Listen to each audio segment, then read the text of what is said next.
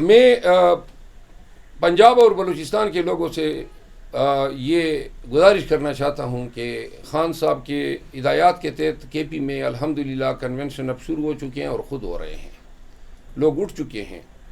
اب خان صاحب کی خواہش ہے کہ یہی کوشش پنجاب میں بھی ہو، یہ کوشش بلوچستان میں بھی ہو اور سندھ میں بھی ہو۔ ہم نے اگلے ہفتے کے لیے بلوچستان کے لیے شیڈول لانچ کیا ہے اور اس کے بعد والے ہفتے میں ہم پنجاب آ رہے ہیں۔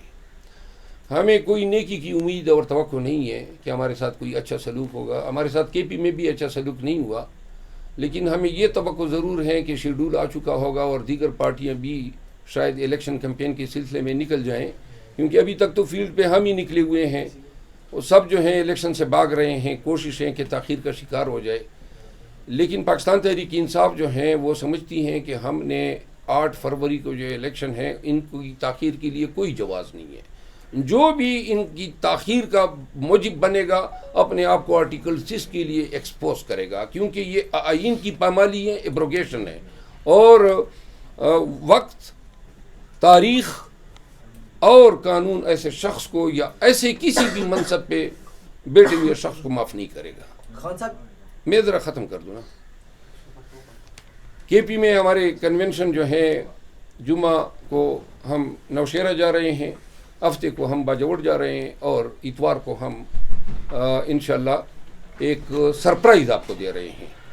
اتوار کو سائفر کیس جو ہیں اس میں جج صاحب نے پھر اسی چیز کا ارتکاب کیا جس کو عدالت عالیہ اسلام آباد ہائی کورٹ نے اس کو کالعدم قرار دیا ہے، باوجود اس کے کہ کورٹ نے اپنا مائنڈ بتا دیا اور یہ کہا کہ جی دیکھیں، آپ کسی نے مجھے کہا کہ جی تو صحافی بھی موجود تھے، وہ صحافیوں کے جیل میں بیٹھنے سے ٹرائل فیئر تو نہیں ہو سکتے ہیں۔ فیئر ٹرائل کا مطلب یہ ہے کہ ملزم کو یہ یقین ہو نمبر 1 کہ جو منصف میرے سامنے بیٹھا ہے وہ امپارشل ہیں، وہ غیر متعصب ہیں، وہ کسی کے اثر میں نہیں ہے۔ تو آپ لوگ دیکھ رہے ہیں یہ جو جج صاحب ہیں جس انداز میں یہ خلا بازیاں کر رہے ہیں اور جس انداز میں یہ کنڈکٹ کر رہے ہیں، یہ کنڈکٹ کسی منصف کا ہو سکتا ہے؟ سارے وہی وہ کرتا جا رہا ہے جس طرح ان کو بتایا جا رہا ہے۔ نمبر 1 یہ بالکل کنٹرول ٹرائل ہے، بائس ٹرائل ہے اور زبردستی کے ٹرائل ہیں۔ نہ عمران خان کا کوئی حق ہے اور شاہ محمود قریشی صاحب کا کہ وہ یہ کہیں کہ جی ہمارے ٹرائل تو عدالت میں ہونے چاہیے۔ ابھی تک کل تک جو ہے کسی دوسرے انسان کی ان تک رسائی نہیں تھی کہ کوئی دیکھ سکے۔ اب کل جو ہے وہ چند صحافی حضرات کو لے جایا گیا تو یہ گویا تاثر دینے کی کوشش کی جا رہی ہے کہ یہ گویا فیئر ٹرائل ہے۔ کس طرح فیئر ٹرائل ہیں جب تک آپ یہ ٹرائل ہمارے انہی جج صاحب سے کروا رہے ہیں؟ یہ انصاف کی بےخنی ہے، یہ انصاف وہی آلات ہیں، بس فرق اتنا ہے کہ ہمایوں دلاور صاحب کی جگہ ذوالقرنین صاحب آئے ہوئے ہیں۔ طریقہ بھی وہی ہے، ان کا جذبہ بھی وہی ہے، ان کی چستی بھی وہی ہے، صورت بھی وہی ہے، اور اسی رفتار میں یہ کوشش کر رہے ہیں کہ کسی نہ کسی طرح وہ تاکہ ملبہ پھینک دے۔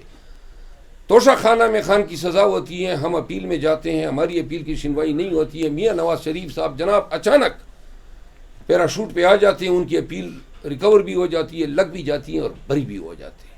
کیا آپ کے انصاف کے دوہرے معیار ہیں؟ خان کی اپیل کیوں نہیں سنی جا رہی ہے؟ کیونکہ توشہ خانہ کیس میں جب بھی یہ سنا جائے گا کسی صورت یہ ججمنٹ سسٹین نہیں ہو سکتی ہے۔ ہمیں انصاف کے اداروں سے اس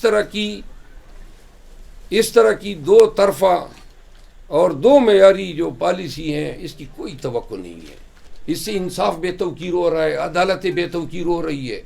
خدا را جو گناہگار ہے اس کو سزا دیں، جو بے گناہ ہے اس کی تذلیل نہ کریں۔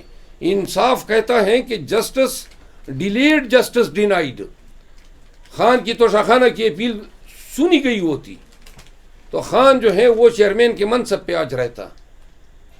صرف چیئرمین کے منصب سے ہٹانے کے لیے الیکشن کمیشن درمیان میں آتا ہے، 2 مہینے بعد فیصلہ صادر کر دیتا ہے کہ جناب وہ ہم کالعدم قرار دیتے ہیں آپ کی انٹرا پارٹی الیکشن، کسی اور پارٹی کے آپ نے کالعدم قرار دیے ہیں.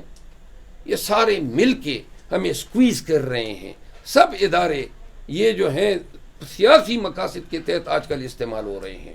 اور یہ تاریخ لکھے گا کہ پاکستان میں ایک وقت ایسا بھی آیا تھا کہ نہ کوئی ادارہ جو ہے وہ اپنے قانون کی حکمرانی کے ساتھ ٹھہر سکتا تھا، اور نہ کسی کی جرت ہوتی تھی کہ کوئی حق اور سچ کے لیے آواز اٹھائے. سائفر کیس جو ہے اس میں جیل